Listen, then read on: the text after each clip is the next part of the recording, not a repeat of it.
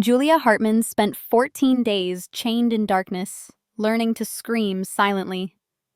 The man who finally broke down the door wasn't her captor. He was his brother. Adrian Vale, the city's most feared mafia boss, stood in that basement and made a choice: protect the woman his brother had tortured, or protect the only family he had left. 3 minutes after cutting her chains, Silas texted, "She belongs to me. I'm taking her back." Adrian's answer was simple: over his dead body. But Julia wasn't looking for another protector. She was looking for revenge. And Adrian was about to help her take it. She couldn't breathe. He wouldn't stop. 14 days. That's how long Julia Hartman had been chained in the dark. No one was coming. No one knew where she was. And the man who'd taken her? He visited once, stood at the bottom of the stairs, and watched, like she was an experiment. But tonight, the footsteps were different, heavier, angrier. When the door broke open, the man standing there wasn't the one who'd chained her. Jesus Christ! His voice shook with controlled fury. Because the woman chained in this basement? She'd been missing for 2 weeks. And the house he'd just broken into belonged to his brother. Adrian Vale didn't hesitate. He cut her free, carried her out, promised her safety. But 3 minutes into the drive, his phone lit up. Silas, his younger brother, the man he'd protected his entire life, had kidnapped, tortured, nearly killed an innocent woman. And now Silas wanted her back. Adrian Vale built an empire on loyalty, on family, on blood protecting blood. But some lines, once crossed, can never be uncrossed. This is the story of a mafia boss who chose justice over loyalty, a woman who survived the unthinkable, and a brother who refused to let go. Someone inside Adrian's organization helped Silas, someone he trusted, and they were still watching. The war that followed wasn't about territory. It wasn't about money. It was about whether Adrian Vale would kill his own blood to protect the first person he'd cared about in 20 years. What happened next changed everything. Hey, if this story touches your heart even a little, go ahead and subscribe. Join our family of hope and love, and tell us in the comments where you're watching from. Let's share this journey together. Cold concrete bit into Julia Hartman's hip. She'd stopped counting days after 14, time measured only by the clang of a metal bowl sliding across the floor, and the shuffle of boots belonging to the masked attendant who never spoke. Her wrists were swollen, the iron cuffs grinding bone whenever she shifted. The chain attached to the wall pipe allowed her 3 feet of movement. Just enough to reach the bucket in the corner. Not enough to reach the stairs. She remembered the parking garage. Late November rain soaking through her coat, keys slipping from numb fingers. Then a hand over her mouth, something sharp in her neck, and darkness swallowing everything. That was 14 days ago, or maybe more. Time lost meaning in the basement. What Julia didn't know was that her rescue was about to come from the most unexpected source: the brother of her captor. Tonight, the footsteps above weren't the usual cautious creaks. These were deliberate, angry, multiple voices shouting, words she couldn't make out through the floorboards. Glass shattered. Something heavy crashed to the floor. Julia pressed herself into the corner, chains scraping concrete, heart hammering so hard her ribs ached. The basement door didn't open. It exploded inward. Wood splintered. Heavy boots descended with precision, not panic. Blinding white light flooded the space. A flashlight beam so intense she had to shield her eyes with her forearm. Jesus Christ! The voice was male, deep, vibrating with controlled rage barely leashed beneath those 2 words. Julia couldn't see him yet, just his silhouette framed against the light. Tall, broad-shouldered, utterly still. He stood there for 3 full seconds, taking in the scene. The chain, the bucket, The filth. Her. Get bolt cutters, now. He barked the order to someone behind him, never taking his eyes off her. And call Dr. Rains. Tell him I need him at the estate in 15 minutes. I don't care if he's in surgery. The light adjusted as he moved closer, his features sharpening into focus. Dark hair, jaw tight with fury. Rain dripped from an expensive black coat that hung open over a gray suit. His eyes, sharp, calculating, storm gray, locked onto hers with an intensity that made her breath catch. Not fear. Something else. I'm not going to hurt you. His voice dropped, carefully controlled now. He crouched 3 feet away, staying just out of reach. My name is Adrian. Adrian Vale. Do you understand me? Julia nodded. Her voice had abandoned her weeks ago. Screaming into emptiness had taught her that silence was safer. Can you tell me your name? Julia. The words scraped out like gravel. Julia Hartman. Something flickered across his face. Not quite recognition, something sharper. He pulled a phone from his coat, typed quickly, then looked back at her. You're an art curator. You work at the Donovan Gallery downtown. Not a question. A statement. Julia's chest tightened. How does he know that? Another man appeared at the base of the stairs, younger, carrying industrial bolt cutters. He took one look at Julia and his expression went flat with fury. Boss, this is... I can see what this is, Marcus. Adrian took the cutters and approached slowly, like she might bolt despite the chain. Julia, I'm going to cut this. The sound will be loud. Okay? She nodded. The metal parted with a sharp crack. The sudden absence of weight made her dizzy. 14 days of tension released all at once. Adrian caught her before she collapsed, his hands careful on her arms. Easy. When did you last eat?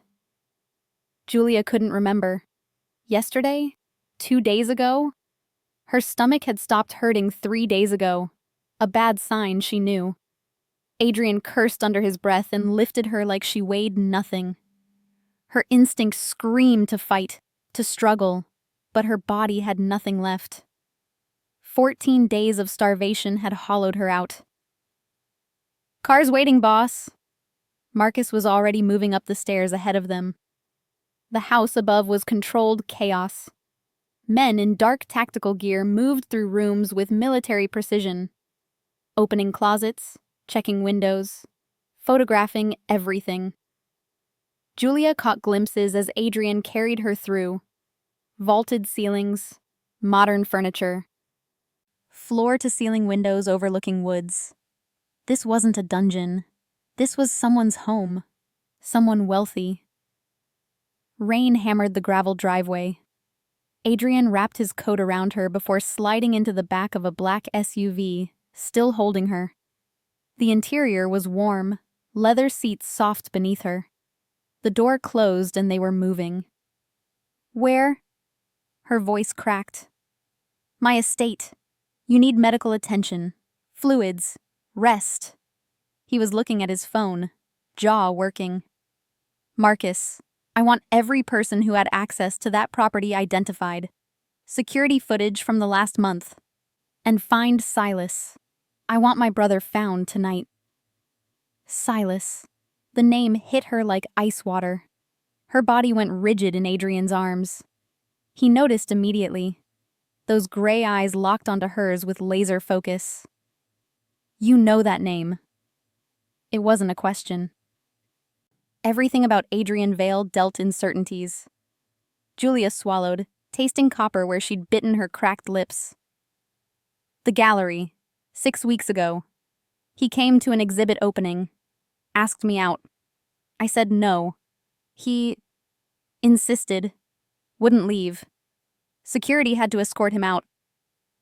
Adrian's hands curled into fists on his thighs.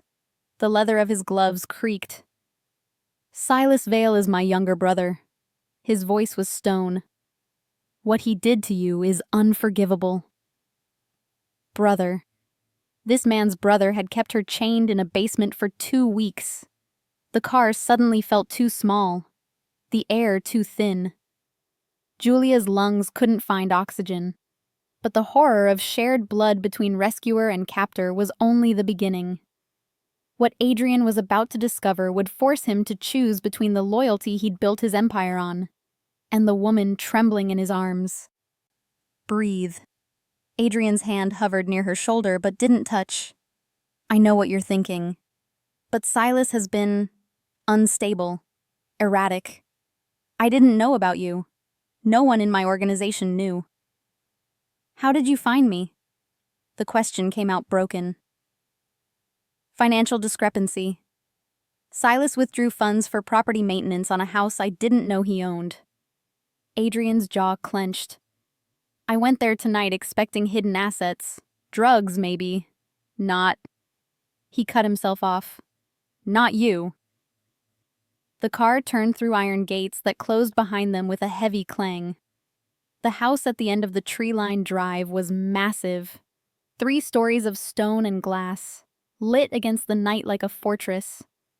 An older woman met them at the door, her expression shifting from concern to horror when she saw Julia. Dio mio, she crossed herself. Lydia. Prepare the west guest room. Fresh linens. I need water, electrolyte solution, and whatever mild broth you can prepare immediately. Adrian carried Julia inside without breaking stride. Dr. Rains is en route. Of course, Mr. Vale. Right away. The house smelled clean, lavender and something citrus, so different from the damp earth and rot of the basement. Adrian took her upstairs to a bedroom larger than Julia's entire apartment. Cream walls, plush carpeting, an ensuite bathroom visible through an open door. He set her down carefully on the bed. For the first time since finding her, uncertainty crossed his face. I should have Lydia help you. It's not... He stopped, seeming to realize how absurd propriety sounded. I'll be right outside. Dr. Rains will be here in 10 minutes. Wait. The word surprised them both. Adrian turned back. Why are you helping me? He looked at her for a long moment. Because my brother is a monster, and because I'm responsible for not seeing it sooner. His voice was quiet, controlled, but something harder lived beneath it. I built an empire on loyalty and control, but I didn't control the one person who mattered. He moved toward the door. Get some rest, Julia. You're safe now. The door closed softly. Julia sat on the edge of the bed, still wrapped in Adrian's coat that smelled like cedar and rain, trying to process what had just happened. 14 days in hell, rescued by the brother of her captor, a man who clearly operated in the same dark world but was treating her with more care than anyone had shown her in months. Lydia returned with water and warm broth, her hands gentle as she helped Julia to the bathroom. The shower water ran gray with grime, then brown, finally clear. When Julia finally looked at her reflection in the mirror, she barely recognized herself. Hollow cheeks, bruised wrists, eyes that had seen too much darkness. But she was alive. And somewhere in this fortress, Adrian Vale was hunting his own brother. What neither of them knew was that the nightmare was far from over. Silas had allies, and one of them was already inside Adrian's fortress, watching Julia sleep. Adrian Vale didn't make unannounced visits. Control meant planning, precision, advanced teams securing perimeters before he ever stepped foot on a property. But tonight, standing in the rain outside Silas's house with Marcus and 4 armed men behind him, Control had fractured into something rawer. His brother had been spiraling for months, paranoid calls at 3 a.m, erratic spending, gaps in his schedule that even Adrian's extensive network couldn't account for. The final straw came 3 days ago when Adrian's accountant flagged a property withdrawal, maintenance costs for an address that didn't exist in any Vale family records. Adrian had traced the deed himself. Found Silas's signature. Found lies. The house was dark when they arrived, tucked into woods 40 minutes outside the city. No security cameras, no exterior lights, no vehicles in the driveway. Marcus checked the perimeter while Adrian stood in the rain, jaw tight, wondering what the hell his brother had become. They entered through the back door, Marcus's lockpick making quick work of the deadbolt. The interior was neat.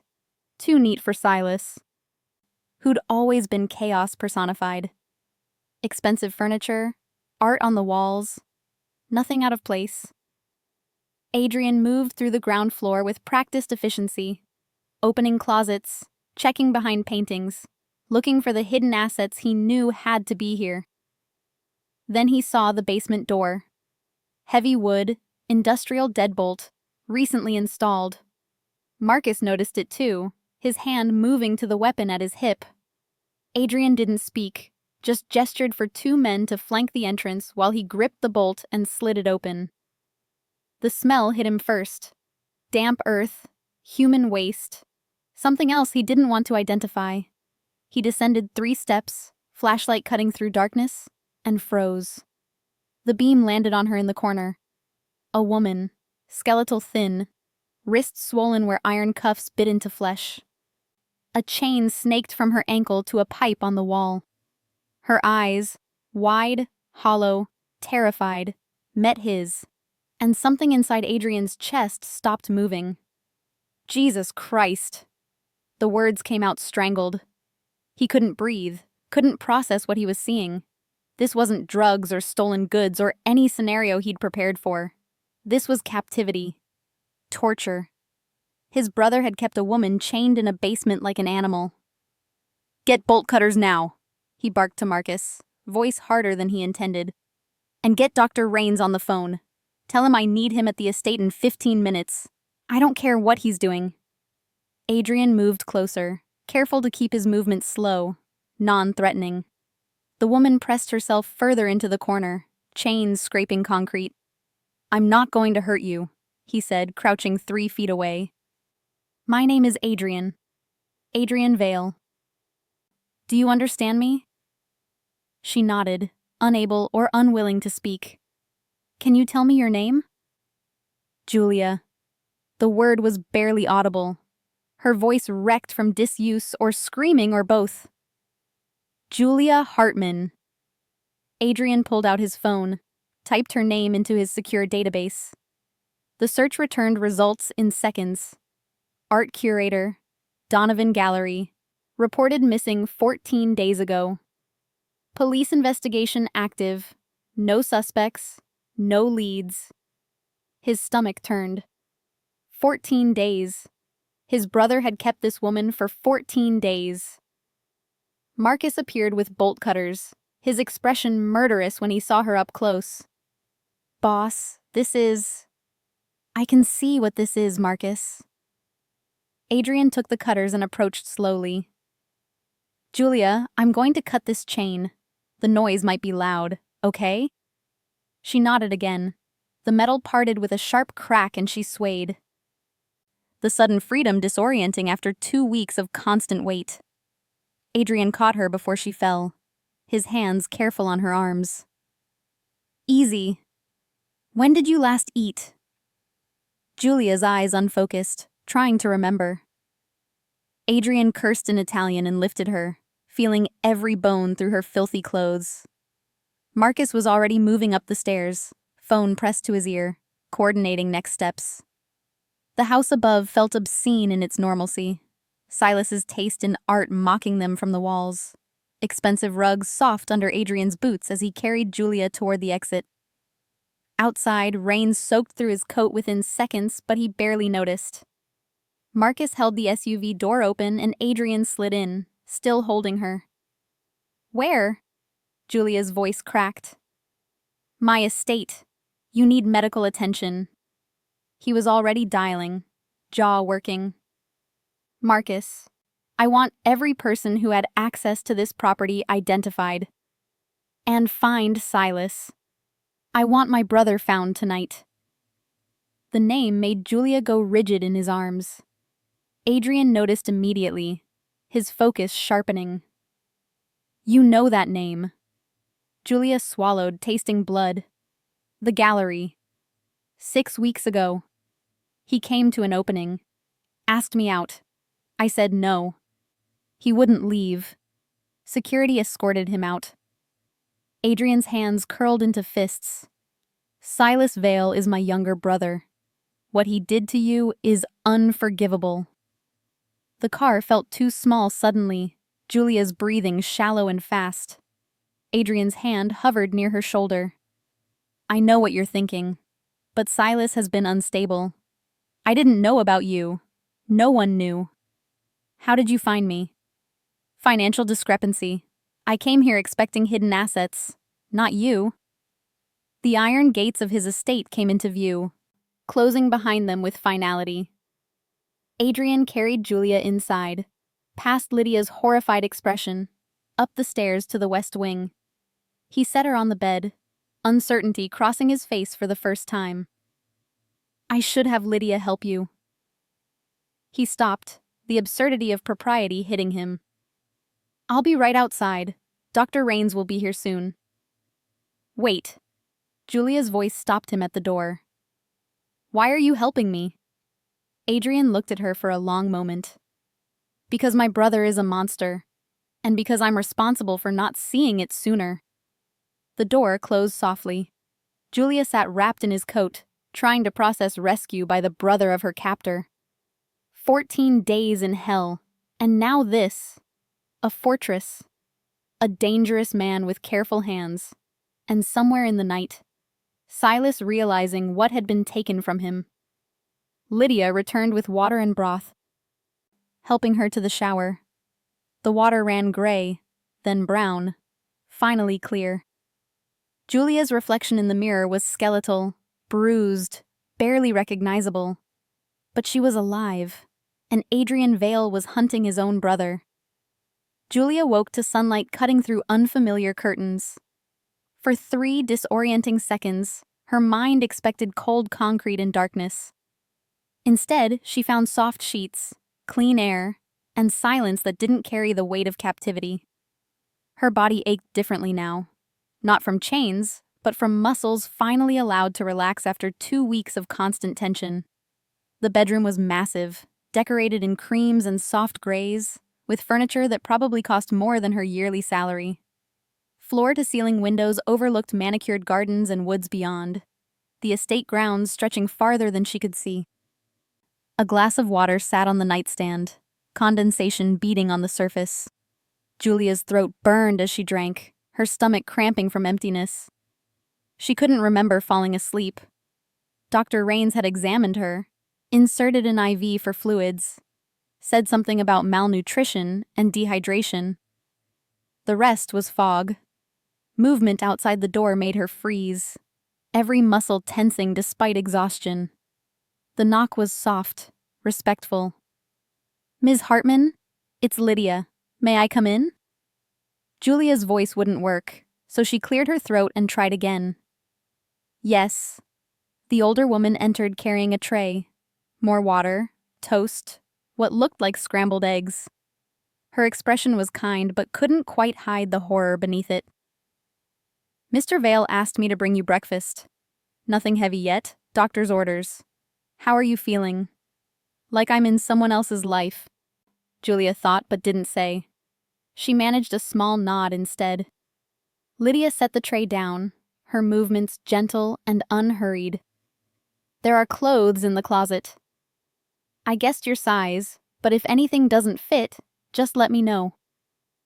Mr. Vale has assigned security to this wing. You're safe here. The word safe felt foreign. Impossible. Julia had thought she was safe in a parking garage, thought daylight and cameras and other people meant protection. She'd been wrong. Lydia seemed to sense her thoughts. He's a good man, Ms. Hartman. Mr. Vale, I know what you must think, given the circumstances, but he's not like his brother. Not anymore. The qualification hung in the air. Not anymore, implying Adrian Vale had once been exactly like Silas. that whatever darkness ran in their family had touched them both. Julia picked at the toast, her stomach rebelling even as hunger clawed at her. Lydia hovered nearby, ready to help but not intrusive. "Where is he?" Julia asked finally. "Mr. Vale?" "His office. He's been there since 4 this morning. Hasn't slept." But Adrian's sleepless night wasn't just about protecting Julia. He'd discovered something in his brother's files that would change everything. Evidence that Julia wasn't Silas's first victim. The door opened again, this time without knocking. Adrian stood in the doorway, looking exactly as exhausted as Lydia suggested. His suit was different, charcoal instead of black, but still perfectly pressed despite the shadows under his eyes. He took in the scene, Julia upright, eating, Lydia hovering protectively, and some of the tension in his shoulders eased. "Thank you, Lydia." She nodded and excused herself, leaving them alone. Adrian stayed in the doorway, maintaining distance. "How are you feeling?" "Like I was chained in a basement for 2 weeks." The words came out harder than Julia intended, edged with anger she didn't know she still had.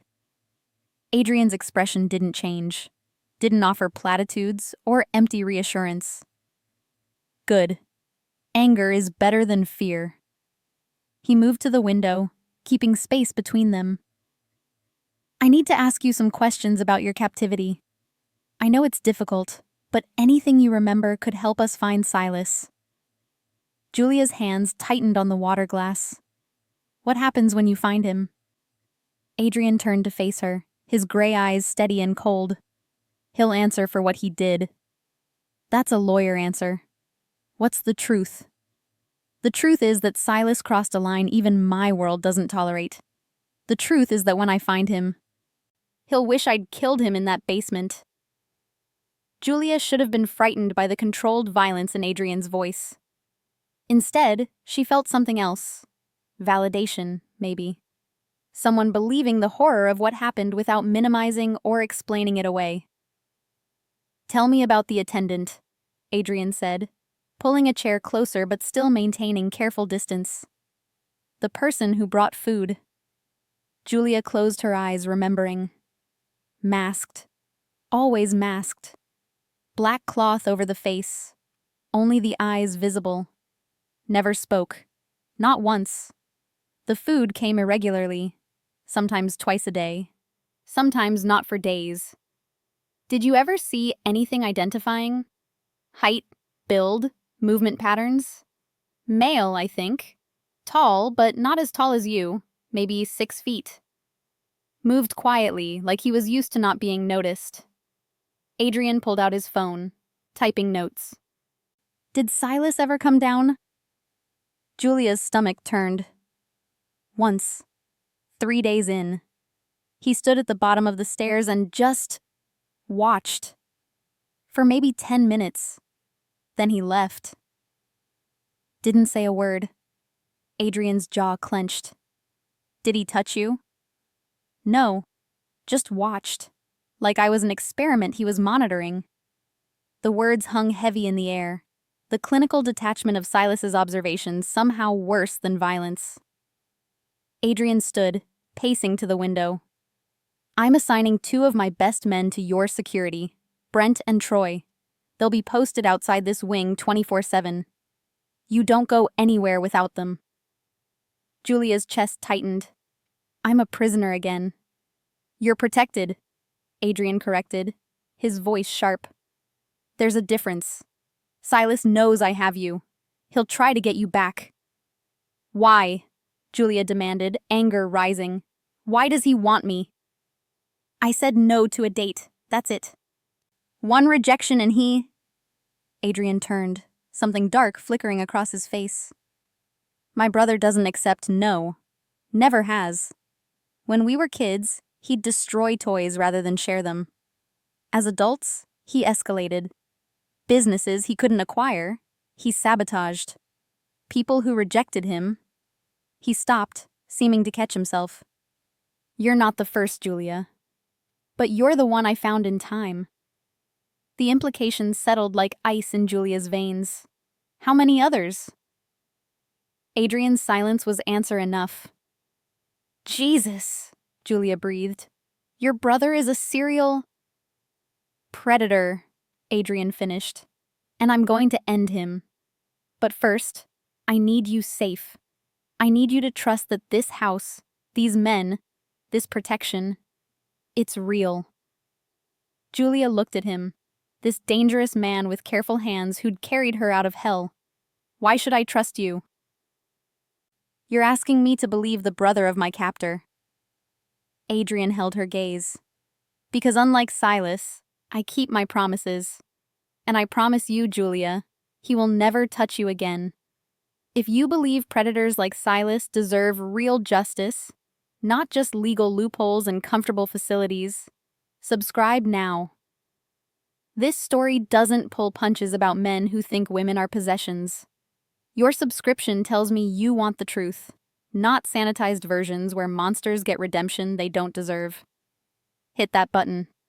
Join the community that believes survivors. Adrian found Silas 3 days later in a hotel 30 miles outside the city, registered under a false name that Adrian's people cracked in under an hour. Marcus called at 6 in the morning with the location, and Adrian was dressed and armed before the second ring ended. He took 4 men: Marcus, Brent, Troy, and Luca, all of them aware that tonight's target was family, that the line between justice and fratricide was thinner than any of them wanted to admit. The hotel was cheap, anonymous, the kind of place that didn't ask questions or check IDs too closely. Room 308, 3rd floor, curtains drawn. Adrian stood outside the door for 5 seconds, hand hovering over the handle, wondering if this was the moment everything he'd built would collapse. Then he remembered Julia's hollow eyes, the chains, the bucket in the corner, and whatever hesitation he felt burned away. Marcus kicked the door open. Silas was sitting on the bed in jeans and an undershirt, a gun on the nightstand within reach. He looked up as they entered, his expression shifting from surprise to something uglier. Resentment mixed with defiance. "Adrian," he said, like this was a normal family visit. "I was wondering when you'd find me."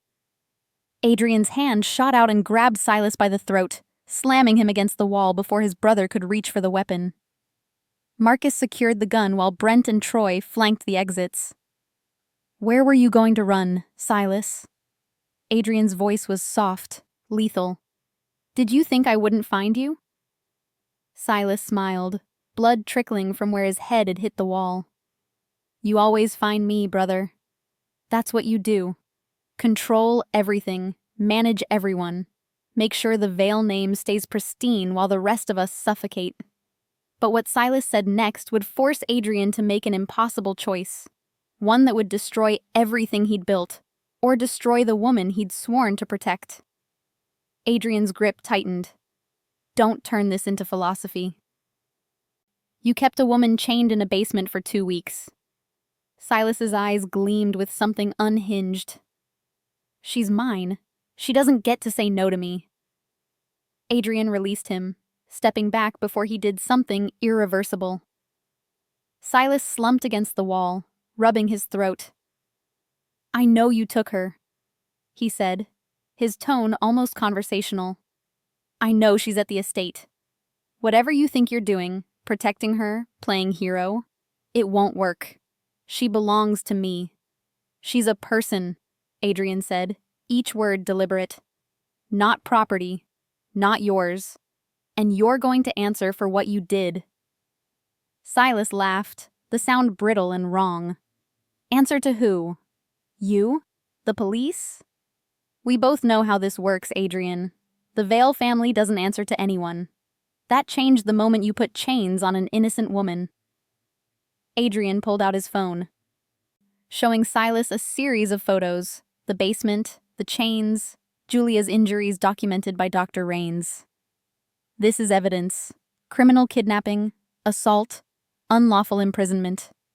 I have enough here to put you away for 20 years. Silas's expression shifted, calculation replacing defiance. You won't do it. Turning me in means exposing the family, our operations, everything you've worked for. You'd destroy the Vale Empire to save one woman? Yes, Adrian said simply. The word hung in the air, absolute and final. Silas stared at him, seeming to see his brother clearly for the first time. You're serious. For her. For someone you barely know. For someone who doesn't belong in our world. Adrian moved closer, his voice dropping to something colder than Silas had ever heard from him. I'm serious because what you did is unforgivable. Because I looked at her in that basement and realized how far I've let you go. How many times I ignored your cruelty because of family loyalty. Silas pushed off the wall, anger flaring. Family loyalty? You've never been loyal to anyone but yourself, Adrian. Everything you do is about control, about power, about maintaining your perfect empire while the rest of us live in your shadow. This isn't about me, Adrian said. This is about you kidnapping and torturing a woman because she rejected you. Silas's jaw clenched. She humiliated me. In front of people. At that gallery, acting like I was beneath her. I wanted to teach her respect. You wanted to break her, Adrian corrected. And you failed. She's stronger than you'll ever be. Marcus cleared his throat, a reminder that they had limited time.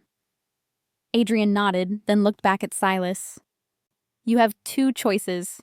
Turn yourself in, cooperate fully with authorities, and I'll make sure you have the best legal defense money can buy. Or run, and I'll hunt you down personally. Silas's smile was cold. Third option. I get her back. Adrian's hand moved to the weapon at his hip. That's not an option. Try, and I'll kill you myself. You'd kill your own brother for a woman you met 3 days ago? Silas's voice was mocking. That's not the Adrian Vale I know. The Adrian you know died in that basement, Adrian said quietly. When I saw what you'd done, when I carried her out of there, something changed. I won't let you hurt her again. I won't let you hurt anyone again. Silas studied him, seeming to realize the conversation was over. Fine. I'll disappear. Leave the country. Start over somewhere you can't reach. But this isn't finished, Adrian. She's mine, and I'll get her back eventually. You can't protect her forever. Adrian's expression didn't change. Watch me. Marcus and Luca moved forward, securing Silas's arms. They'd take him to a secure location. Not a police station, not yet, but somewhere Adrian's people could watch him while he decided next steps. As they led Silas out, his brother looked back one more time. She'll never trust you, you know. You're a Vale. Same blood, same darkness. She'll see that eventually. Adrian didn't respond, just watched his brother disappear down the hallway. Marcus lingered in the doorway. What now, boss? Now we make sure Silas can't hurt anyone else. And we find out who helped him. Adrian's voice was steel. Someone provided that house, maintained it, helped keep Julia captive. Silas didn't do this alone. Marcus nodded. We'll find them. They returned to the estate as dawn broke, the woods surrounding the property turning gold with early light. Adrian went straight to the west wing, nodding to Brent and Troy standing guard. Julia was awake, sitting by the window with a cup of tea Lydia had brought. She looked up as he entered, something wary in her expression. Did you find him? Yes. What happens now? Adrian sat in the chair across from her, maintaining careful distance. He's secured. Safe location, under watch. I need you to tell me everything about your captivity. Every detail, no matter how small. Julia's hands tightened on the cup. Why? Because someone helped him, and I'm going to find out who. The truth was more complicated than either of them knew. The person who'd helped Silas wasn't just anyone. They were still inside Adrian's fortress. Still watching. Still waiting. The nightmares started on the 5th night. Julia would wake gasping, phantom chains around her ankles. The smell of damp earth choking her even as she recognized the clean linen of Adrian's guest room. The first time it happened, Brent was through the door in seconds, weapon drawn, scanning for threats. He found Julia curled on the floor, shaking so hard her teeth chattered despite the warm room. "I'm sorry," she managed through tears. "I thought I heard the attendant, the footsteps." Brent holstered his weapon and crouched at a respectful distance. "You're safe, Ms. Hartman. No one's getting through that door." But the promise felt hollow when Julia's own mind was the enemy, replaying captivity in endless loop every time she closed her eyes. Dr. Rains came that morning, his examination gentle but thorough.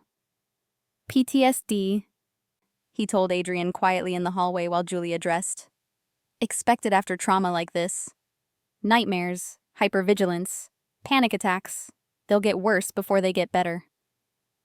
She needs therapy, time, and patience." "Can she travel?" Adrian asked. "If I need to move her somewhere more secure?" Rains hesitated. "Physically, yes. Psychologically, I'd advise against it. Stability helps with recovery. Moving her could trigger regression." Adrian nodded, filing the information away. He'd assigned Brent and Troy to 12-hour rotations outside Julia's wing, both former military, both with trauma training, both utterly loyal. If she needed anything, they'd provide it. If anyone tried to reach her, they'd stop them. It should have felt like protection. Instead, Julia felt the walls closing in. On the 6th day, she tried to leave her room. Made it to the hallway before panic seized her chest, the open space too vulnerable, too exposed. Troy was beside her immediately, voice calm and steady. "Ms. Hartman, let's get you back inside." "I'm fine," Julia insisted, even as her vision tunneled and her legs threatened to give out. I need to see outside these walls. I need to not feel trapped." Troy exchanged a look with Brent, some silent communication passing between them. Then Brent nodded and pulled out his phone. "Boss, we have a situation." Adrian arrived within minutes, still in a suit despite the early hour, his gray eyes assessing Julia's state in seconds. "She needs air," Brent explained. "Feels trapped." Adrian's expression softened marginally. "The garden. It's secure, walled, completely private. Would that help?" Julia nodded, not trusting her voice. Adrian led the way, Brent and Troy flanking them at discreet distances. The garden was beautiful, manicured paths winding through flower beds, a fountain in the center, stone benches positioned in sun and shade. High walls surrounded everything, topped with security measures Julia tried not to look at too closely. "This is the most secure part of the estate," Adrian said, gesturing to the space. "No sightlines from outside, reinforced walls, sensors on every access point. You can come here whenever you need to."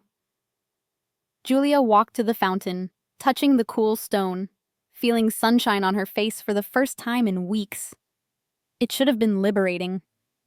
Instead, she felt Adrian's eyes on her, felt the weight of guards nearby, felt the invisible cage of protection that was starting to feel like captivity. "I'm never leaving here, am I?" The words came out flat. "Resigned." Adrian moved closer, careful to stay in her line of sight. "You're not a prisoner, Julia. When this is over, when Silas is no longer a threat, you can go wherever you want. And when will that be?" Julia turned to face him. "When is he no longer a threat? When you kill him? When he's in prison?" "Never?" Adrian's jaw tightened. "I'm working on permanent solutions. But until then, yes, you stay here. Protected." Safe. You mean controlled, Julia said, anger flaring. You decide when I eat, when I sleep, where I go, who I see. You're not Silas, but you're still making every choice for me. The accusation hit harder than Adrian expected, truth cutting through his carefully constructed justifications. I'm trying to keep you alive. I know, Julia said quietly, but I survived 2 weeks in a basement. I survived your brother. And now I'm in a different cage with a different keeper. That's not what this is. Adrian's voice carried an edge of frustration. This is protection. There's a difference. Is there? Julia challenged. Because from where I stand, I still can't leave. Still can't make my own choices. You've just replaced Silas's chains with invisible ones. Adrian stared at her, something shifting in his expression. You're right. The admission seemed to cost him. You're right. And I'm sorry. I've been so focused on keeping you safe that I forgot you need agency, not just security. Tell me what you need. Julia hadn't expected capitulation. In her experience, powerful men didn't admit fault, didn't adjust course. But Adrian was looking at her like her answer mattered, like her voice carried weight. I need information. About Silas. About your investigation. About what happens next. I need to feel like I have some control over my own life. Adrian nodded slowly. Okay. Every evening, I'll brief you on what we've learned. You'll know everything I know. And if you want to be involved in decisions about your security, your future, you will be. Julia studied him, searching for manipulation or control masked as compromise. But Adrian's expression was sincere, if guarded. Okay, she said finally. Start now. Tell me what you know. Adrian gestured to a bench and they sat, careful space between them. Silas is being held at a secure facility outside the city. He's been questioned extensively, but claims he acted alone. I don't believe him. Neither does Marcus. The house where you were held was maintained, utilities paid, property taxes current. Someone helped him. Julia's stomach turned. The attendant. Adrian nodded. The masked figure. We pulled security footage from surrounding properties but found nothing conclusive. Whoever it was knew how to avoid cameras. They're trained, professional. You think it's someone in your organization. It's not a question. I do, Adrian admitted. And that's the most dangerous part. Someone I trust helped my brother kidnap and torture you. Until I find them, nowhere is truly safe. While Adrian and Julia talked in the garden, building fragile trust, the traitor was watching from inside the estate. Making plans, waiting for the perfect moment to strike. The words should have terrified Julia. Instead, they clarified something. She wasn't just a victim to protect. She was part of an active investigation. A puzzle Adrian couldn't solve alone. I want to help, she said. I need to help. It's the only way I get any control back. Adrian hesitated, clearly weighing risk against her autonomy. Then he nodded. Okay, but we do this carefully. You brief with me and Marcus every evening. If you remember anything, any detail about the attendant, the basement, Silas, you tell me immediately. Deal. Julia extended her hand. Adrian looked at it for a moment, then shook it, his grip careful but firm. Deal. From that moment, something shifted. Julia was no longer just a victim Adrian had rescued. She was an active participant in her own survival, a voice in decisions that affected her future. And for the first time since the basement, she felt like herself again. The evening briefings became routine. Every night at 7, Julia joined Adrian and Marcus in the estate's study, a room lined with books and dominated by a massive desk covered in files and laptops. The first few nights, Julia mostly listened as Adrian outlined leads they were pursuing. Property records, financial transactions, communications between Silas and known associates. On the fourth night, Marcus spread photographs across the desk, stills from security footage near the house where Julia had been held. 8 different individuals captured entering or leaving the property in the 3 months before her abduction. Julia studied each face carefully, her heart racing as she searched for recognition. The fourth photograph stopped her cold. "That one," she said, tapping the image. "I've seen him." "Where?" Adrian leaned forward, his focus laser-sharp. Julia closed her eyes, pulling the memory forward through fog and fear. The gallery. He came to an opening maybe 2 months before Silas approached me. Asked about a sculpture in the contemporary wing. I helped him find information about the artist. Adrian and Marcus exchanged looks. "His name is Daniel Cross," Marcus said. "Works for a private security firm. We vetted him 3 years ago for a consulting contract but didn't hire him. Why not?" Adrian's jaw was tight. Failed psychological evaluation. Showed markers for antisocial behavior, poor impulse control. Julia's stomach turned. He was at the gallery because of me. Scouting. Watching. How long before Silas even approached? Adrian nodded slowly. "Cross must have identified you as a potential target," reported back to Silas. "Then Silas made his move at the opening, tested your response. When you rejected him, they moved to abduction." "How did Cross get access to your network?" Julia asked. "You said someone inside helped." Marcus pulled up another file on his laptop. "That's what we're trying to determine. Cross worked for Sentinel Security. They've contracted with us on 3 separate occasions for event coverage. He would have had limited access to our systems, our protocols. Enough to learn patterns," Adrian said grimly. "Enough to know how to avoid our security measures." Julia studied Cross's photograph. Average height, nondescript features, the kind of face that blended into crowds. Could he be the attendant? "I never saw his face, but the height matches. Build is right." Marcus made a note. "We'll bring him in for questioning."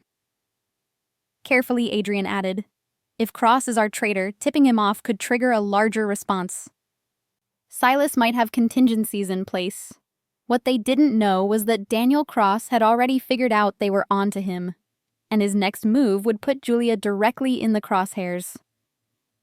Over the next 3 days, Marcus's team conducted surveillance on Cross, his apartment, his movements, his communications.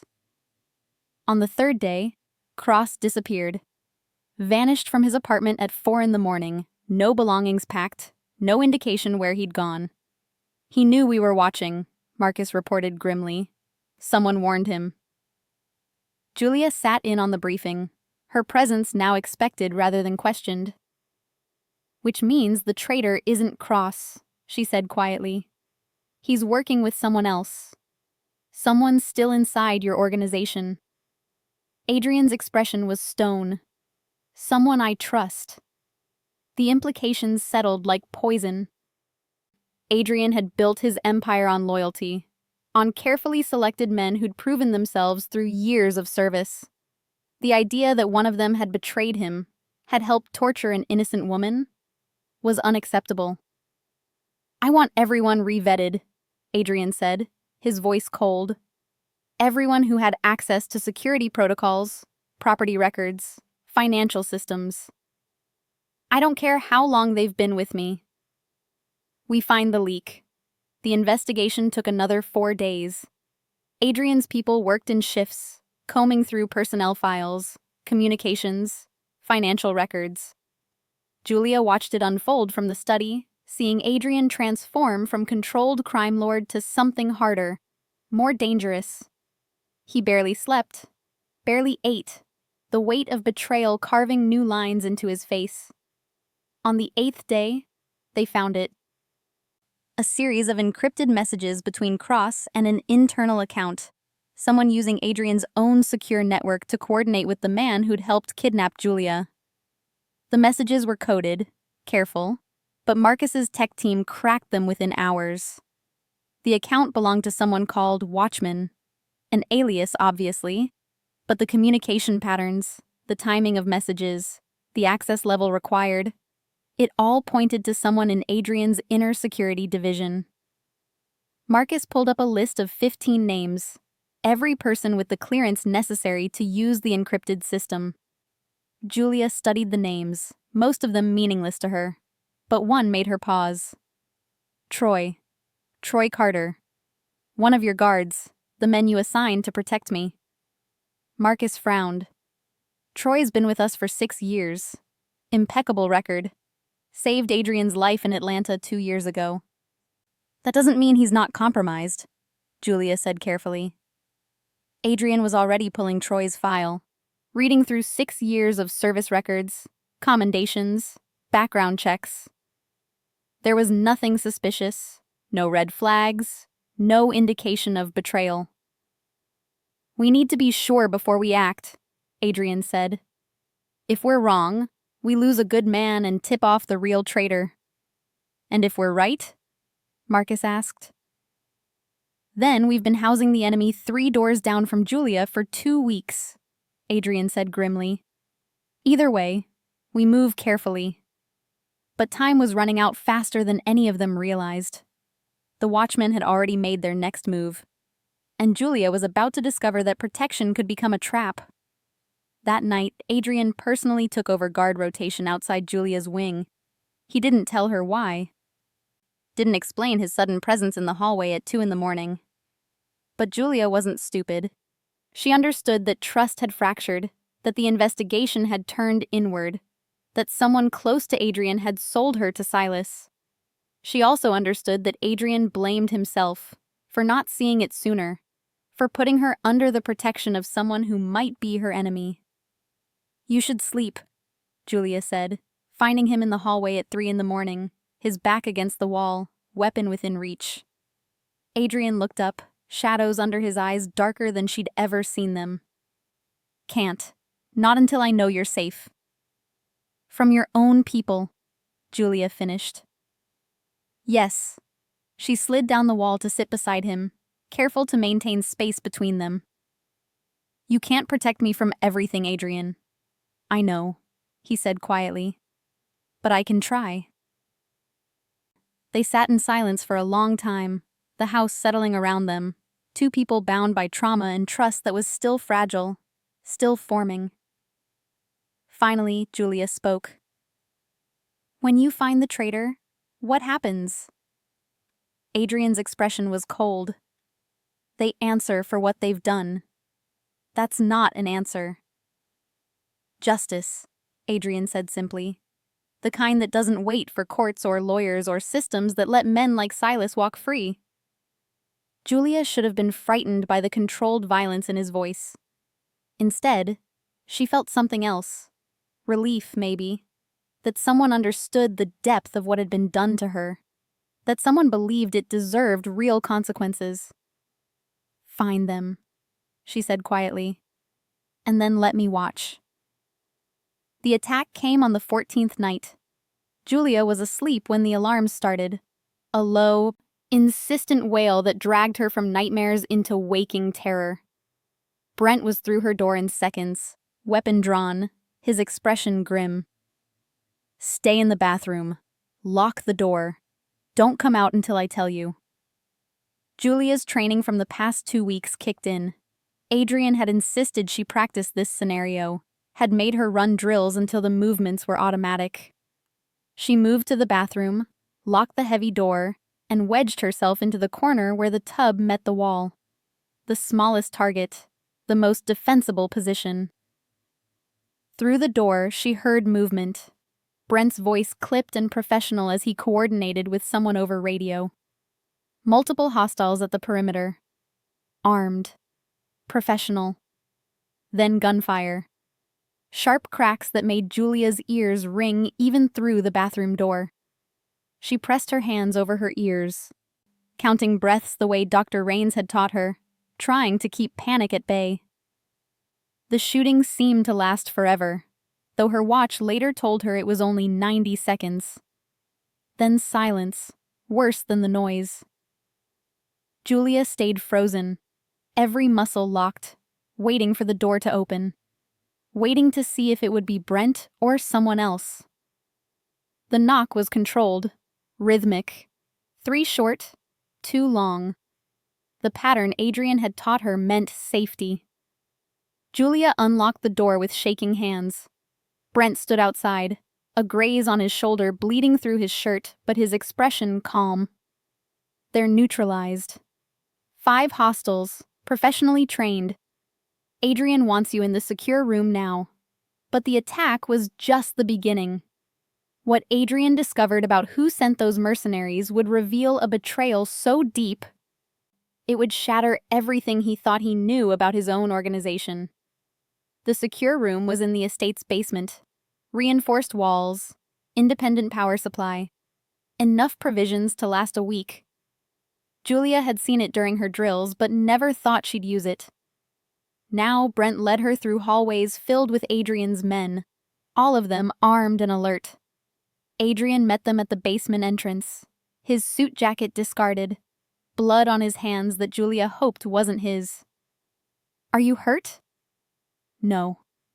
His eyes scanned her anyway, searching for injury. "Good. Come with me." The secure room was smaller than Julia expected, maybe 15 by 20 feet, with a cot, supplies, and banks of monitors showing every angle of the estate. Troy was already inside, checking weapons and ammunition. He looked up as they entered, his expression unreadable. Julia felt Adrian tense beside her, his hand moving subtly toward his weapon. Marcus appeared in the doorway, his phone pressed to his ear. "Boss, we've got confirmation. The attackers were contracted through a private firm based in Virginia. Payment routed through shell companies, but the trail leads back to Silas. He's orchestrating this from holding." Adrian's jaw clenched. "How?" Marcus's expression was grim. Someone's feeding him information. Communications from inside the facility. He knows Julia's location, our security protocols, everything. Julia's stomach dropped. The traitor. They're still active, and they just tried to kill me. Adrian turned to Troy, his voice cold. "You've been on protection detail since day 1. You've had access to every security measure, every patrol pattern, every weakness in our perimeter." Troy's eyes narrowed. "If you're accusing me, boss, just say it. I'm asking where you were when the attack started," Adrian said carefully. "Where I'm supposed to be," Troy shot back. "Outside Ms. Hartman's wing. I called it in the second I saw movement on the monitors. That's when Brent came through." Marcus checked his tablet. The logs confirm it. Troy was on station, made the call, held position until backup arrived. "Then who?" Julia asked, frustrated. "Who's feeding information to Silas?" The answer came 30 seconds later when Marcus's phone rang. He listened, his expression darkening, then looked at Adrian. "We found Daniel Cross, or what's left of him, dumped in the river 20 miles south, dead 3 days based on the coroner's preliminary." Julia felt cold. He was the middleman, the one coordinating between Silas and the inside traitor. "And now he's been eliminated," Adrian said, understanding clicking into place, because he could identify the watchman. "Whoever our traitor is, they're cleaning up loose ends. Which means we're running out of time," Marcus added. "If they're killing witnesses, they might escalate. Try to eliminate Julia before we can identify them." Adrian's hand moved to Julia's shoulder, protective but not controlling. "That's not going to happen. We change protocols. Full lockdown. No one in or out without my personal authorization. And we accelerate the investigation." The next 48 hours were suffocating. Julia remained in the secure room while Adrian's people swept the estate again, checking every system, every person, every possible vulnerability. Food came through a secured delivery system. Communications were routed through encrypted channels Adrian personally monitored. Julia felt the walls closing in again, the careful autonomy she'd built over 2 weeks evaporating under the weight of real danger. On the second night in lockdown, Adrian joined her in the secure room, exhaustion evident in every line of his body. "I'm sorry," he said quietly. "For what?" "For this. For dragging you into my world, for not protecting you better, for having a brother twisted enough to do what he did." Julia studied him. This dangerous man who'd carried her out of hell, who'd given her voice and choice even as threats closed in. "You didn't drag me anywhere," she said firmly. Silas made his choice. "I'm here because you stopped him. That doesn't absolve me." "Maybe not," Julia agreed. "But it means something." They sat in silence, the weight of shared trauma and growing trust settling between them. Finally, Adrian spoke again. "I'm close to finding them. The Watchmen. I can feel it. What happens when you do?" "I make sure they never hurt anyone again." Julia didn't ask for clarification. She understood that Adrian's justice existed outside courts and laws, that whoever had betrayed them would face consequences more permanent than prison. Part of her, the part that had survived 2 weeks chained in a basement, understood, even welcomed it. The other part wondered what it meant that she was sitting in a fortress, trusting a crime lord, accepting that violence might be the only answer. "How did I get here?" she asked quietly. "One rejection at a gallery, and now I'm in a secure bunker planning revenge." "You got here because my brother is a monster," Adrian said. "And you're surviving the only way you can, by being stronger than he expected." Julia wanted to believe that. Wanted to believe she was strong rather than just numb, surviving rather than just enduring. But sitting in a basement again, even a secure one, made her wonder if she'd ever really escaped. The answer to that question would come sooner than either of them expected, because the Watchman was about to make a fatal mistake, one that would finally reveal their identity. The break came on the 3rd day of lockdown, when Marcus's tech team intercepted an outgoing message from inside the estate. It was encrypted, routed through multiple proxies, sent at 3:47 in the morning when most of the household was asleep. But Adrian's new protocols had flagged it within seconds, and Marcus's people traced it to its source before the sender realized they'd been compromised. The message came from inside the West Wing, from a terminal that should have been inactive, from an office that belonged to someone Adrian had trusted for 8 years. The revelation hit like a physical blow, not Troy or Brent or any of the security personnel under suspicion. The Watchman was Ethan Brooks, Adrian's head of estate operations. The man who managed property maintenance, coordinated staff schedules, oversaw everything from security system installations to household supplies. The man who would have known about every camera, every sensor, every vulnerability in the estate's defenses. Adrian stood in his study at 4 in the morning, staring at the evidence Marcus had compiled. 8 years, he said quietly.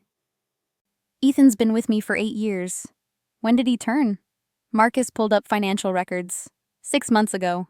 Large deposit into an offshore account, followed by regular payments. The timing matches when Silas started his escalation. The erratic behavior, the paranoia. Ethan was feeding him information the entire time.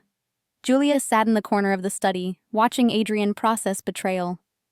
She'd insisted on being present for this moment, had refused to stay in the secure room while the investigation concluded. Now she saw the cost of trust in Adrian's rigid shoulders, the controlled fury in his voice. What did Ethan give him? "Everything," Marcus said grimly. "Security codes, patrol schedules, property layouts.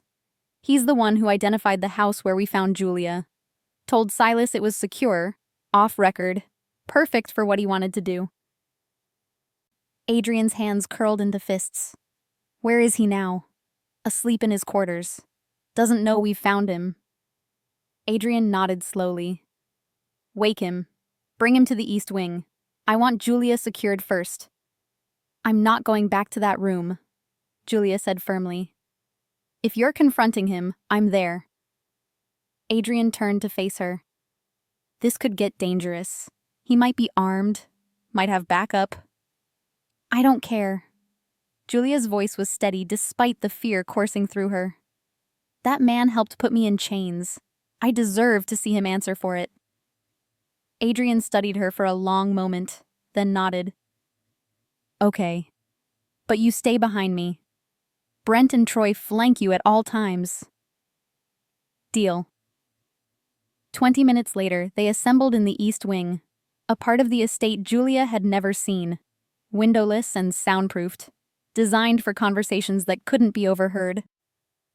Ethan Brooks entered flanked by two of Adrian's men, his expression confused and slightly annoyed at being woken. Boss? What's this about? Couldn't it wait until morning? Sit down, Ethan. Adrian's voice was cold, empty of the warmth that usually colored his interactions with trusted staff. Ethan sat, his confusion deepening. Am I in trouble? You tell me, Adrian said, sliding a tablet across the table. The screen showed message logs, financial transactions, security breaches, all of it time-stamped, all of it traced to Ethan's accounts. Ethan went pale, his eyes darting from the evidence to Adrian's face. Boss, I can explain. Explain how you sold out to my brother? Adrian interrupted. Explain how you helped him kidnap and torture an innocent woman? Explain how you've been feeding him information for 6 months while pretending to be loyal? Ethan's mouth opened and closed, no words forming. Finally, he slumped in his chair. How did you find out? It doesn't matter. Adrian leaned forward, his presence dominating the room. What matters is that you betrayed me. Betrayed everything I built. Helped Silas destroy Julia's life. Why? Money, Ethan said bitterly. What else? You pay well, Adrian, but Silas paid better. Promised me a cut of whatever he was building, said he'd set me up for life if I helped him. How could I refuse? By having a conscience, Julia said, her voice cutting through the room. Ethan looked at her for the first time, his expression unreadable. You don't understand what it's like, Ms. Hartman. Working for men like the Vales. Cleaning up their messes, covering their tracks. Watching them profit while the rest of us get scraps. Silas offered me a way out. So you helped him chain me in a basement? Julia's voice shook with fury. You knew what he was doing and you enabled it. I didn't know the specifics, Ethan insisted. Silas said he needed the house for business. I didn't ask questions. You knew enough, Adrian said coldly. You knew my brother was spiraling, knew he was dangerous, and you gave him the tools to destroy someone's life. What did you think was happening in that house? If you're tired of stories where enablers get away with saying I didn't know, where people profit from others' pain and face no real consequences, this is your community. Subscribe now if you believe that choosing money over morality deserves the harshest justice. That helping a monster makes you a monster too. Hit that button. Join us. Because evil doesn't just happen. It's enabled by people like Ethan who don't ask questions. Ethan's silence was answer enough. Adrian stood, his controlled facade cracking. Marcus, call the authorities. We're turning him over. Everything we have, the messages, the financial records, his confession tonight. Ethan's eyes widened. Wait, Adrian, please. If you turn me in, I'll talk. I'll tell them everything about your operations, your network, every illegal thing you've ever done. Adrian paused, then turned back slowly. And you think that threat will save you? Ethan, I stopped caring about my empire the moment I saw what my brother did to Julia. I'm done protecting men who enable monsters. The weight of that statement settled over the room. Ethan had gambled on Adrian's self-preservation, on his need to maintain control and secrecy. He'd bet wrong. Marcus moved forward, securing Ethan's hands with restraints. You're going to answer for what you did. Every day Julia spent in that basement, every moment of fear and pain. You're going to pay for all of it. As they led Ethan out, he looked back at Adrian one more time. You're making a mistake. Burning everything we built for her. It's not worth it. She's not worth it. Adrian's expression didn't change. That's where you're wrong. She's worth more than everything I've built. More than this estate, this empire, this name. You'll never understand that. When the door closed, silence filled the room. Julia stood frozen, processing what Adrian had just said. The weight of his declaration settling over her. He'd chosen her over everything. His organization, his secrecy, his control. Had risked exposure to make sure the man who'd helped torture her faced justice. Adrian turned to face her, exhaustion and something else visible in his eyes. Something that looked almost like hope. It's over. Ethan's in custody. We have everything we need to tie him and Silas to your kidnapping. You're free. Free. The word felt foreign, impossible.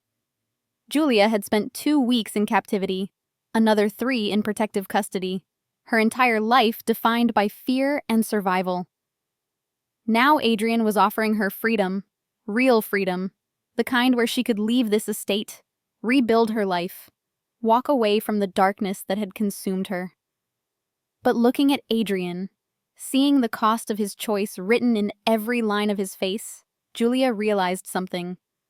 She didn't want to leave. Not yet. Not until she saw this through to the end. I want to be there, she said quietly. When you confront Silas, when he answers for what he did. I need to see it. Adrian nodded slowly. Okay, we'll go together. And then? Then you decide, Adrian said simply. What comes next, where you go, what you need, it's your choice. I won't control it. Julia took a breath, feeling agency return like oxygen to starved lungs. Okay, let's finish this. The facility where Silas was being held wasn't a prison. It was a private psychiatric institution 40 miles north of the city, the kind of place wealthy families use to hide their damaged members from public scrutiny. Adrian had arranged the placement personally, trading favors and money to keep Silas contained while building the case against him. Now, 3 weeks after the rescue, Adrian returned with Julia, Marcus, and enough evidence to ensure Silas would never walk free. The drive was silent, tension filling the car like a living thing. Julia wore clothes Lydia had selected. Simple, professional, armor against the man who'd tried to break her. Adrian sat beside her, his presence steady but his expression distant, preparing for the confrontation with his brother. They were led to a private room, sterile white walls, a table bolted to the floor, cameras in every corner. Silas was already there, dressed in institutional clothing, his hands secured to the table with restraints. He looked thinner than Julia remembered from the gallery, his face hollowed by whatever instability had driven him to kidnapping. But his eyes were sharp, calculating, and when they landed on Julia, something ugly flickered across his expression. There she is, Silas said, his voice mocking. My brother's prize. Tell me, Julia. How does it feel to be a trophy? Julia didn't respond, just met his gaze with steady coldness. She'd practiced this moment with Dr. Raines, had prepared herself for the anger and fear Silas might trigger, but standing before him now, she felt something else. Pity, maybe, for the broken man who'd tried to steal her autonomy and failed. Silas, Adrian said, his voice controlled but edged with fury. You're going to answer some questions, and you're going to tell the truth. Or what, brother? Silas leaned back as far as his restraints allowed. You'll hurt me? Turn me in? We both know you won't. The Vale family protects its own. That stopped the moment you put chains on Julia, Adrian said coldly. You crossed a line, Silas. One I can't forgive. Silas laughed, the sound brittle. You can't forgive? That's rich coming from you. How many people have you hurt building your empire, Adrian? How many lives have you ruined for profit? We're the same, you and I. The only difference is you have better PR. We're nothing alike, Adrian said. I've done things I'm not proud of, made choices that cost people, but I never targeted the innocent, never tortured someone for rejecting me. That makes us fundamentally different. Julia stepped forward, drawing Silas's attention. Why did you take me? He studied her for a long moment. Because you said no. Because people like you, self-righteous, moral, superior, you think you're better than men like me. I wanted to show you that you're not, that you're breakable like everyone else. Julia felt anger flare but kept her voice steady. You failed. I'm not broken. Silas's smile was cold. Not yet, but you will be. Every day you spend with Adrian, you'll see more of who he really is. You'll realize you escaped one cage only to walk into another. And eventually, you'll break. Or you'll become like us. Either way, you lose. That's where you're wrong, Julia said quietly. I survived you, Silas. 2 weeks in your basement, and I survived. That's not weakness. That's strength you'll never understand. Something shifted in Silas's expression, rage mixed with confusion. You think you've won because Adrian rescued you? Because he's playing hero? He's using you, Julia.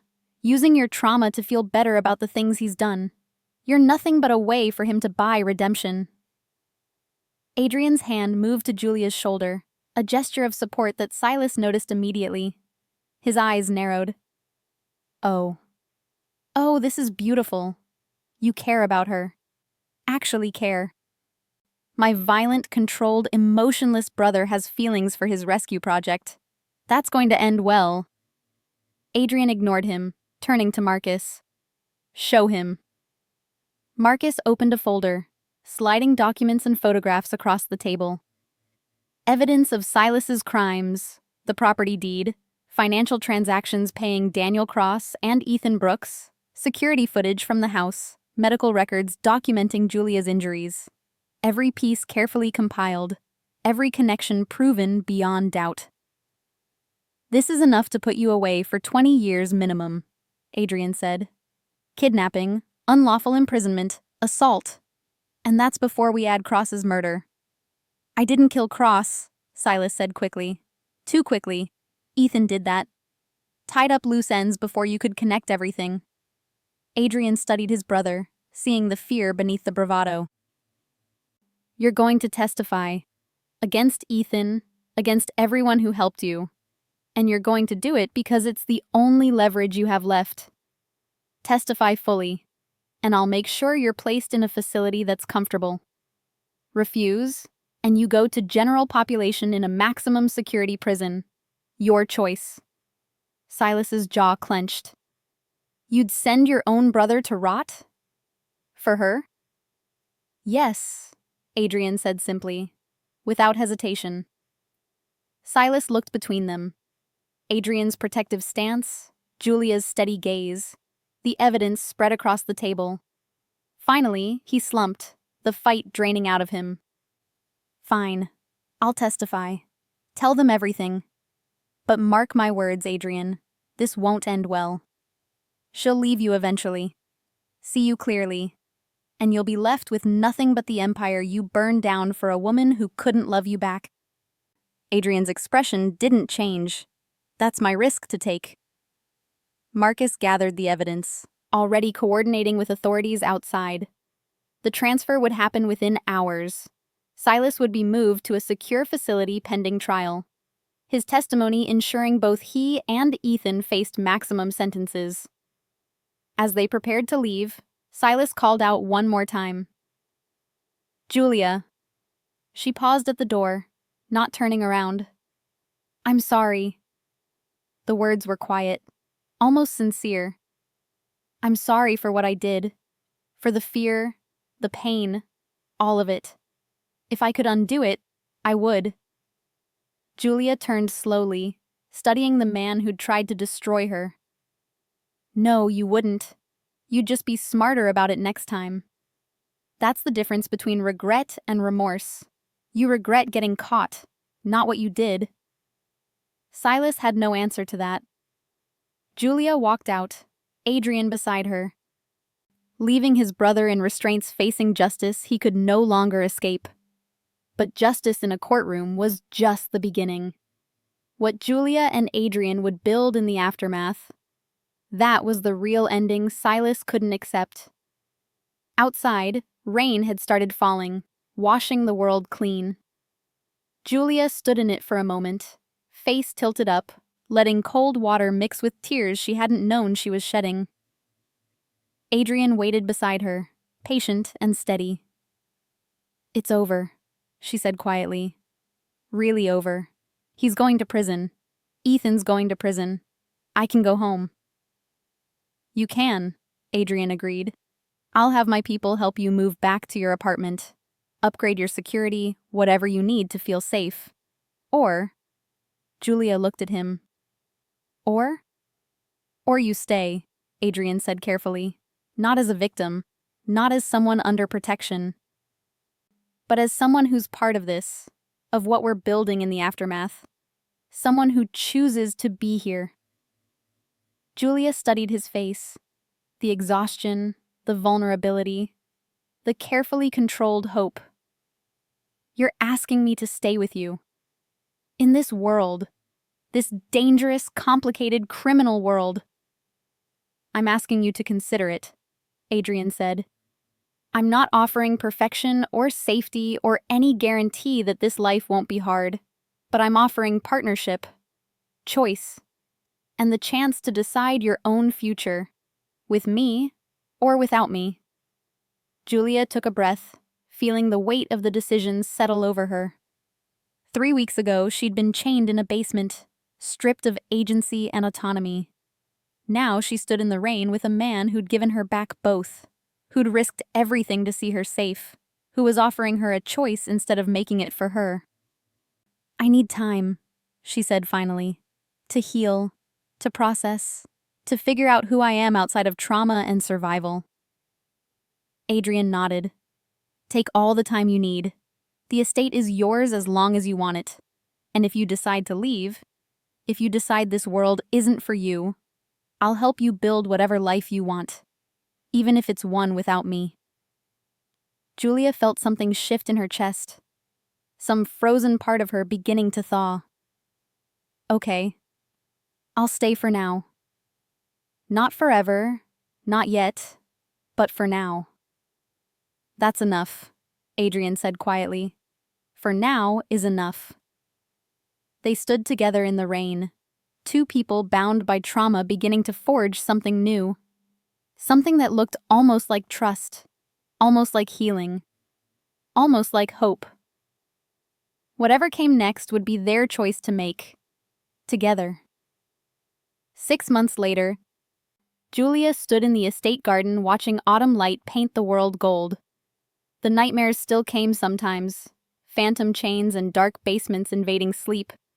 But they were less frequent now, manageable with therapy and time and the steady presence of safety she'd built around herself. Dr. Rains still visited weekly, his sessions helping Julia process trauma that would take years to fully heal. But healing was happening. Slowly, painfully, but undeniably. She'd started painting again, something she hadn't done since college. Adrian had converted one of the estate's unused rooms into a studio, filling it with supplies and natural light. Julia spent hours there, translating captivity and survival into color and canvas, giving her trauma a voice that didn't require words. The world outside the estate had moved on. Silas's trial had been swift and brutal. His testimony against Ethan Brooks had ensured both men received maximum sentences. 25 years for Silas, 30 for Ethan. Their crimes documented in detail that made national news. The Vale name had taken damage. Adrian's empire scrutinized by authorities who'd previously looked the other way. But Adrian had been prepared for that, had cooperated fully with investigations, provided evidence of his legitimate operations, and slowly transformed his organization from criminal enterprise to legal business. It was a long process, painful and expensive, but he'd committed to it. For Julia. For himself. For a future that didn't require constant looking over shoulders. Julia's apartment in the city sat empty, maintained but unused. She'd visited it once with Brent and Troy, collecting belongings and memories from a life that felt distant now. The gallery had offered her job back, her boss sympathetic, understanding, eager to help however possible. But Julia had declined. The art world felt too exposed now, too vulnerable. Instead, she'd started consulting from the estate, helping collectors evaluate acquisitions remotely. The work was satisfying, utilizing her expertise while maintaining the safety she still needed. Adrian hadn't pushed, hadn't pressured, had simply provided space for Julia to rebuild her life at her own pace, in her own way. Their relationship had evolved slowly, carefully, no longer captor and rescued, protector and protected. Instead, something more equal. Partnership built on honest conversations and shared meals, and late nights in the study discussing everything from art to philosophy to the complicated ethics of Adrian's transformation. Brent and Troy still worked security, but their presence felt less like guards and more like friends now. They'd taught Julia self-defense, insisted she learn to shoot, made sure she had skills to protect herself if she ever needed to. Julia had resisted at first, hadn't wanted to touch weapons, hadn't wanted to become someone defined by violence. But they'd been patient, framing it as autonomy rather than aggression. Now Julia could defend herself, could walk through the world with confidence that came from capability rather than naivety. Lydia had become something like family, checking on Julia daily, cooking meals designed to rebuild strength, offering the kind of maternal care Julia hadn't known she needed. The estate staff had embraced her presence, treating her not as victim or guest, but as someone who belonged.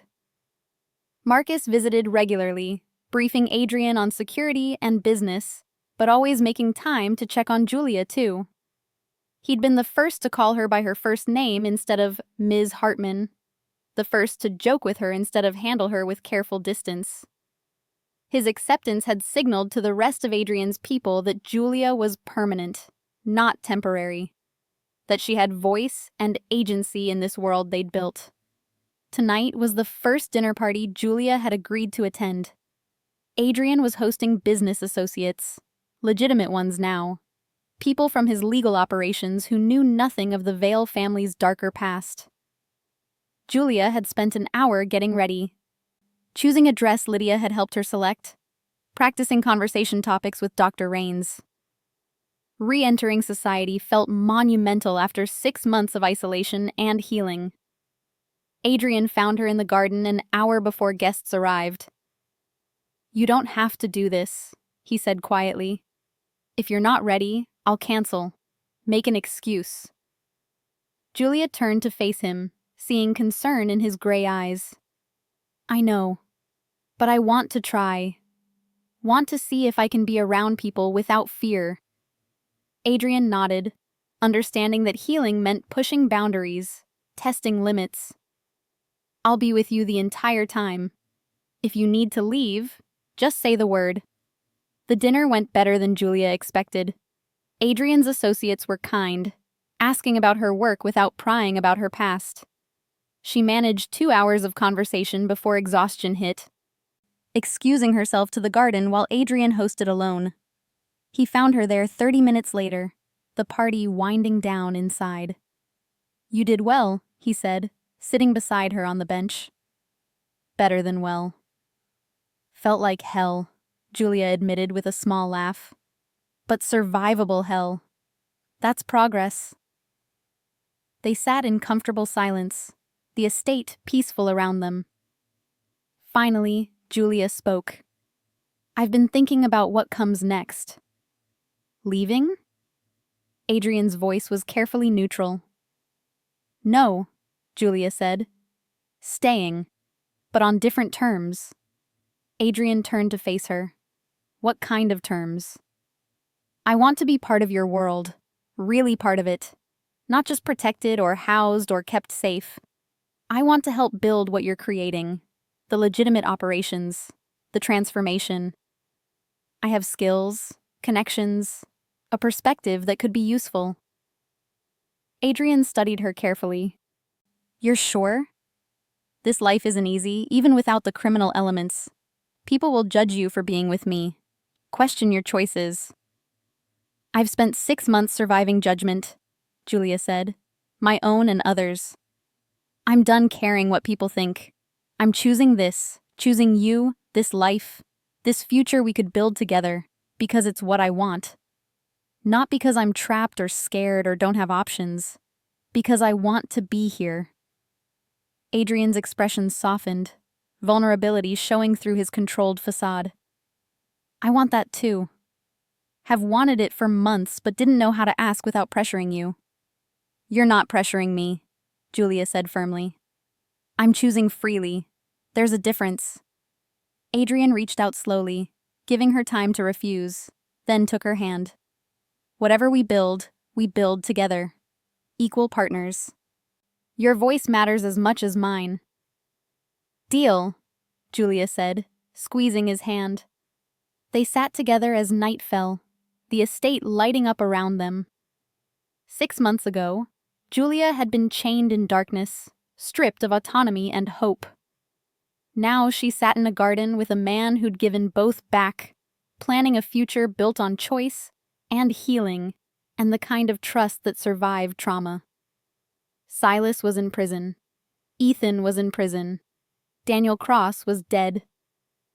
The men who'd tried to break her had failed, and Julia had survived to claim a life they'd never imagined she could have. Adrian leaned closer, his voice quiet. I need to tell you something. Okay, I'm in love with you. Have been for months. And I need you to know that changes nothing about your autonomy, your choices, your freedom to leave if that's what you want. But I couldn't build a future with you without being honest about that. Julia felt her breath catch, emotion flooding through defenses she'd carefully maintained. I'm not ready to say that back yet. Not because I don't feel it, but because I need more time. Is that okay? More than okay, Adrian said. I'm not going anywhere. I'll wait as long as you need. Julia kissed him then. Slow, careful. The first real intimacy she'd initiated. It felt like reclaiming something Silas had tried to steal, like choosing connection on her own terms. When they pulled apart, Julia rested her forehead against Adrian's. Thank you. For what?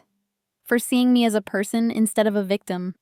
For giving me time and space and choice. For being patient while I put myself back together. That's not something to thank me for, Adrian said. That's basic human decency. Maybe, Julia said. But in my experience, it's rare. She stood, pulling Adrian up with her. Come on, let's go inside. Together. They walked back to the estate hand in hand. Two people who'd found each other in darkness and chosen to build something in the light. Whatever came next, therapy, healing, building a legitimate empire, navigating a relationship forged in trauma, they'd face it as partners. Julia had survived the basement, survived Silas, survived the aftermath. And now she was choosing to do more than survive. She was choosing to live, to love eventually.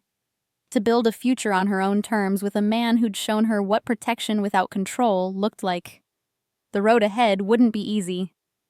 Trauma didn't heal cleanly. Trust took time to build. And scars, physical and emotional, would always remain. But standing in the estate with Adrian beside her and her own agency intact, Julia felt something she hadn't felt in months. Hope. Real, solid hope that the future could be better than the past, that survival could become living, that broken things could be rebuilt into something stronger in the places where they'd shattered. 6 months ago, she'd been chained in darkness. Tonight, she was free. And that freedom, hard-won, carefully built, freely chosen, was worth everything she'd survived to claim it. If you felt something while watching, please subscribe. That's how I know these stories mean something to you, even on your TV. Take a second to join our community of story lovers. Your support keeps this world of emotions alive.